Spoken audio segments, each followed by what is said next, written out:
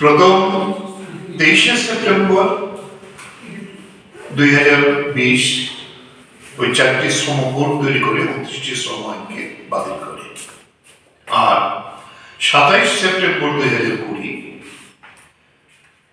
আগে পার্লামেন্টে এবং রাজ্যসভাতে কোভিড পরিস্থিতিতে প্রায় জবরদস্তি করে 3 কৃষি আইন তৈরি করে এবং এটা রাষ্ট্রপতি 27শে সেপ্টেম্বর অ্যাসেম্বলি এই আইনে পরিণত করে।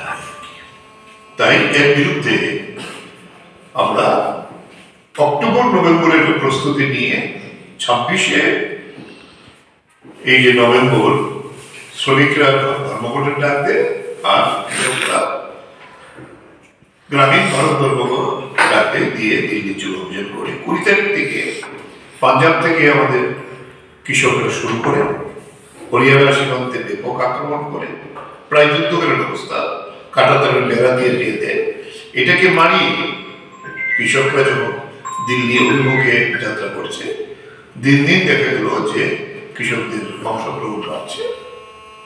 দিল্লির 5টি সীমান্তে, যেটি জাতীয় সড়ক হিসাবে দিল্লিতে প্রবেশ করেছে, এটা হলো হরিয়ানা, ইউপি, মধ্যপ্রদেশ, রাজস্থান, এই সীমানাগুলো দিয়ে সরকার সেখানে ব্যারিকেড তৈরি করে দিয়ে কাঁটাতারের বেড়া দিয়ে ভারত পাকিস্তান যেভাবে কাঁটাতারের দিয়েছে এবং ব্যাপক সংখ্যক আধা সৈনিক বাহিনী নেয়। কিন্তু কৃষকরা অনড় মনোভাব নিয়ে নেতৃত্বে সুশৃঙ্খলভাবে এই দিল্লির এই 5 সীমান্তে তারা অবস্থানে বসে পড়ে। এই অবস্থান 384 দিন স্থায়ী হয়। তাতে 750 জন কৃষক শহীদের মৃত্যুবরণ করেন এবং এই সময়তে কেন্দ্রীয় সরকারের সঙ্গে 3-4 আলোচনা হয়, কিন্তু সমস্ত আলোচনায় ভেস্তে যায়। কৃষকের এই অনুভব নেওয়ার ফলে বলছে আমাদের দাবি না মানা হলে আমরা রাস্তা থেকে উঠবো না, আমরা সবাই মরে যাব। কিন্তু তখনকার সময়তে আপনারা জানেন কোভিড পরিস্থিতি, এই পরিস্থিতির মধ্যে কৃষকরা এই মনোভাব এর ফলে শেষ পর্যন্ত 19শে নভেম্বর 2021 গুরু নানকের জন্মদিন ছিল। প্রধানমন্ত্রী সেখানে তার রেডিও এবং বেতার ভাষণে তখন কৃষকদের কাছে অ্যাপিল করেন যে আমি আজকে একটা বিশেষ দিনে আপনাদের কাছে আবেদন করব, আপনারা উঠে যান, আমি এই 3টি কৃষি আইন আমি বাতিল করে দেব। এই ঘোষণা দেন। এই ঘোষণা দিলে 20 তারিখ আমাদের কৃষক নেতৃত্ব, তাদের শ্রমিক নেতৃত্ব ছিলেন, বসে আমরা আলোচনা করে বলি আমরা যে সাময়িকভাবে আন্দোলন আমরা স্থগিত করলাম, কিন্তু আমাদেরকে লিখিত প্রতিশ্রুতি দিতে হবে এবং পার্লামেন্টে গিয়ে যে পার্লামেন্টে আইন তৈরি হয়েছিল সেই আইনকে বাতিল করতে হবে। এবং এই আইনে সেখানে 9ই ডিসেম্বর 2021 কেন্দ্রীয় কৃষি কল্যাণ দপ্তরের পক্ষ থেকে সচিব লিখিত প্রতিশ্রুতি দেন যে আমরা এই আইন কার্যকরী করব।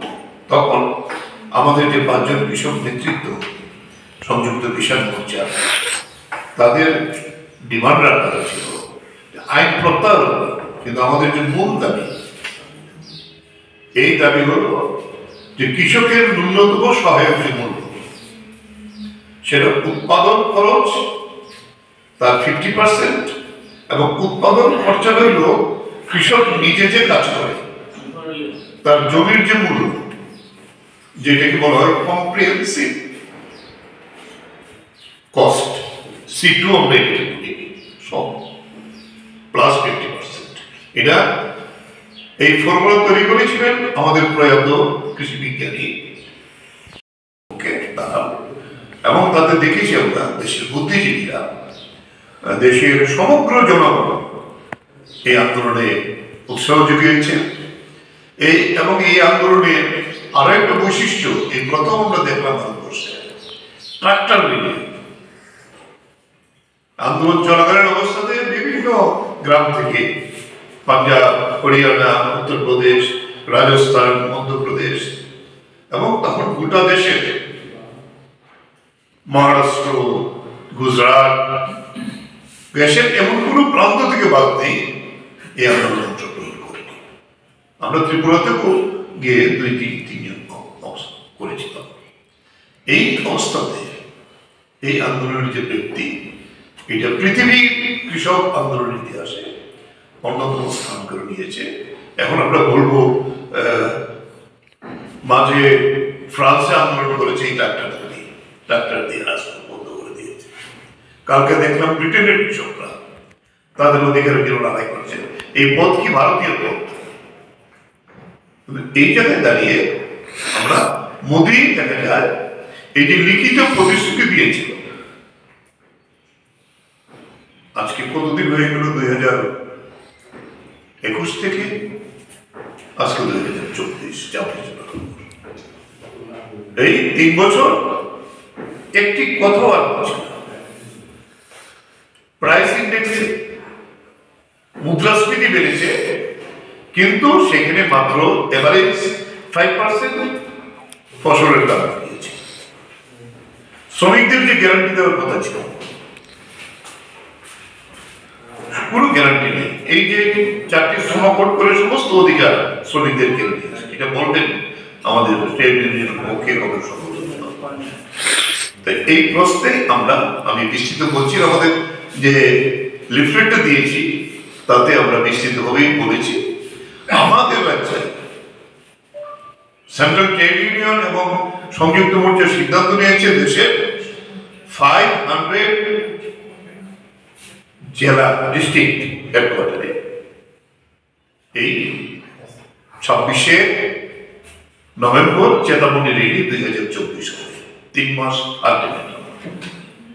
আমরা আমাদের রাজ্যের মধ্যে আমরা যুক্তভাবে বসেছিলাম এখানকার ট্রেড ইউনিয়নগুলো এবং আমাদের সেখান থেকে আমরা ঠিক করেছি আমাদের রাজ্যের আগরতলা হবে পশ্চিম জেলার জমায়েত, আর বাকি 20টি প্রশাসনিক সাবডিভিশন যেটা আছে প্রত্যেক জায়গাতে এই জমায়েত সংগঠিত হবে।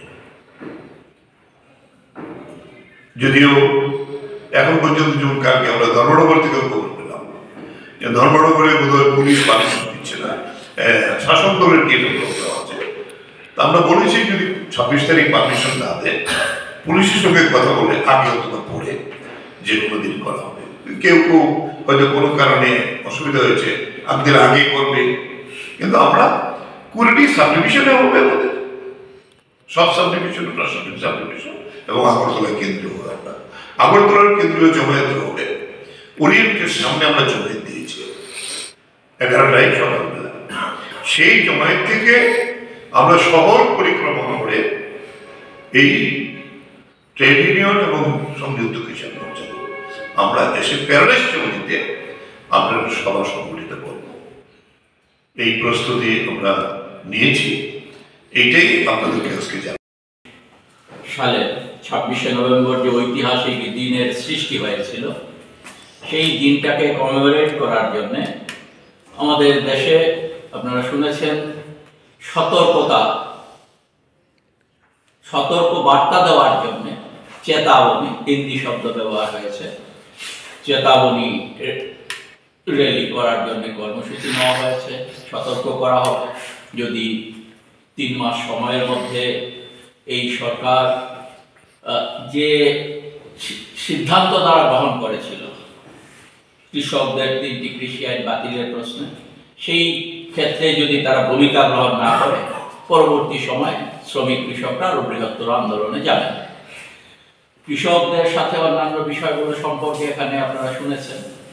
শ্রমজীবী মানুষের ক্ষেত্রে আপনারা দেখেছেন যে শ্রমজীবী মানুষদের কোণঠাসা করার জন্য আমাদের দেশে ইংরেজ আমল, যখন ইংরেজরা আমাদের দেশের মানুষের ভালো চাইত না, তাদের লক্ষ্যই ছিল আমাদের দেশের মানুষের স্বার্থ বিঘ্নিত করে কিভাবে গ্রেট ব্রিটেনে ভারতবর্ষ থেকে সম্পদ নিয়ে যাওয়া যায়, এটা ছিল ইংরেজদের লক্ষ্য। সেই সময়েও ভারতবর্ষে অনেকগুলো শ্রম আইন তৈরি হয়েছিল এবং শ্রম আইনগুলো করার প্রধান লক্ষ্যই আমরা দেখি যে সাধারণভাবে শ্রমজীবী মানুষের স্বার্থ কিভাবে রক্ষা করা যায়, সেই লক্ষ্য নিয়েই শ্রম আইন আমাদের দেশে প্রায় 43-44টা শ্রম আইন হয়েছিল। এই 43-44টাকে থেকে 29টা শ্রম আইনকে বেছে নিয়ে 4টি কোড করা হয়েছে, শ্রম কোড। এই কোডগুলোর প্রধান লক্ষ্যই হচ্ছে, এখানে ব্যাখ্যা করার সুযোগ নেই, সময় নেই, প্রধান লক্ষ্যই হচ্ছে যে শ্রমিকদের কাজের ঘন্টা, যেখানে উন্নত দেশগুলোতে আগে 8 ঘন্টা কাজের দাবি স্বীকৃত হয়েছিল উন্নত দেশগুলোতে, এখন উন্নত দেশগুলোতে 6-7 ঘন্টা কাজ বেশিরভাগ ক্ষেত্রে করেন। কোথাও কোথাও সপ্তাহে 5 দিন কাজ হলে পর 7 ঘন্টাও যদি কাজ হয় তাহলে 5-7 35 ঘন্টা। এটা সারা পৃথিবীতে এখন আওয়াজ উঠছে যে 35 ঘন্টা কাজের সপ্তাহ করব। এই জায়গাতে আমরা দেখছি যে আমাদের দেশে কেন্দ্রের সরকার এই শ্রম কোড তৈরি করার মধ্য দিয়ে কাজের ঘন্টাকে 8 ঘন্টা থেকে 12 ঘন্টাতে নিয়ে যাওয়ার উদ্যোগ নিচ্ছে। এবং 12 ঘন্টা শুধু নয়, ধরুন গতকালকে বুদ্ধ মন্দিরে একটা কর্মসূচিতে থাকার সময় দেখলাম একটা দোকানের মধ্যে লেখা সকাল 10টা থেকে রাত 10টা পর্যন্ত এই দোকান খোলা থাকবে। তার অর্থ হচ্ছে যারা এই দোকান খুলবে তারা 10টার আগে আসতে হবে, আর 10টার সময় দোকান বন্ধ করে যেতে গেলে তাকে কম করে তো 13 ঘন্টা সময় শুধু আগরতলাতেই দিতে হয়। আর ত্রিপুরা রাজ্যের বাইরে ভারতবর্ষের অন্য রাজ্যগুলোতে 14 ঘন্টা 16 ঘন্টা পর্যন্ত কোনো কোনো শ্রমিককে দিতে হচ্ছে, সেটাকে আইনি বাধ্যবাধকতার মধ্যে সেখানে নিয়ে যাওয়া হচ্ছে। ঠিক একইভাবে মজুরি বৃদ্ধির ক্ষেত্রে সেখানে আমরা লক্ষ্য করছি মজুরি বাড়ানোর ক্ষেত্রে উদ্যোগ গ্রহণ করছে না মালিকরা।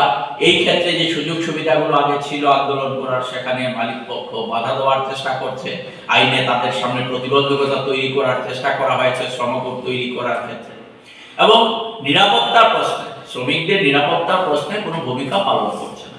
আমরা এরকম একটা জায়গায় দাঁড়িয়ে আমরা বলছি যে সুপ্রিম কোর্ট একটা রায় দিয়েছিল বেশ কিছুদিন আগে যে আমাদের দেশের শ্রমিকদের ন্যূনতম মজুরি কত হওয়া উচিত। সেক্ষেত্রে একটা ফর্মুলা তারা বের করেছিলেন যে শ্রমিকদের যদি আমরা 4 জনের পরিবার ধরি, স্বামী স্ত্রী এবং 2 জন ছোট ছেলে মেয়ে, আর সে জায়গায় যদি বড় একজন হয় তাহলে 3 জনের পরিবারও যদি ধরি, তাহলে 3 জনের পরিবার চলতে তার খাবার, তার জামা কাপড়, তার শিক্ষার ন্যূনতম খরচ, তার স্বাস্থ্যের খরচ, তার সেখানে মাথা গোঁজবার ঠাইয়ের ব্যবস্থা, তার জন্য 26,000 টাকা হিসেব করে দেখা গেছে এখন এটা 26,000 টাকার নিচে কোনোভাবেই চলে না।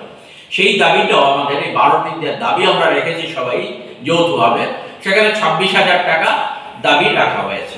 আমরা ন্যূনতম আমরা দাবি রেখেছি যে শ্রমিক হোক, কৃষক হোক, ক্ষেত মজুর হোক, তাদের 60 বছর বয়স হলে পর 10,000 টাকা পেনশনের, অন্যরা পেনশন পান। সরকারি কর্মচারী যারা আছেন, যদিও সরকার এটাকে বন্ধ করে দেওয়ার জন্য নতুন নতুন কৌশল প্রয়োগ করছে, পুরোপুরি এখনো বন্ধ করতে পারছে না। আমাদের শ্রমিক কৃষকরা তারাই তো উৎপাদন করেন সারা দেশে, আমরা যা খাই, আমাদের যা উন্নয়ন ঘটছে, সবটাই তো শ্রমিক কৃষকের অবদান আমাদের দেশে, প্রধান অবদান। তাহলে এই জায়গাটাতে তাদের জন্য 60 বছর হয়ে গেলে পর 10,000 টাকা করে মাসে পেনশনের ব্যবস্থা করা